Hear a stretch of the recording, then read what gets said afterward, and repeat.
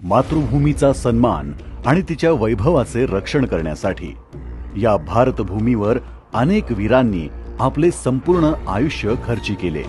त्यातीलच एक वीर योद्धा म्हणजे भगवान बिरसा मुंडा। त्यांची आज जयंती।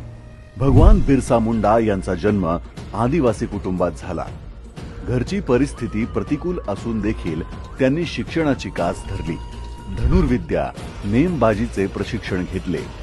निसर्गाशी असलेली नाळ त्यांनी कधीच तोडली नाही।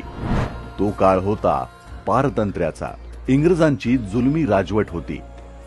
त्यांनी आदिवासी बांधवांवर जंगल अतिक्रमण, सक्तीचे धर्मांतर आणि शोषण यांसारखे अमानुष अत्याचार केले। तेव्हा बिरसा मुंडा यांनी प्रखर जनजागृती घडवून आदिवासी बांधवांना एकत्रित केले। जल, जंगल, जमीन वाचवण्यासाठी त्यांच्या नेतृत्वातील उलगुलान क्रांतीने इंग्रजांना आव्हान दिले।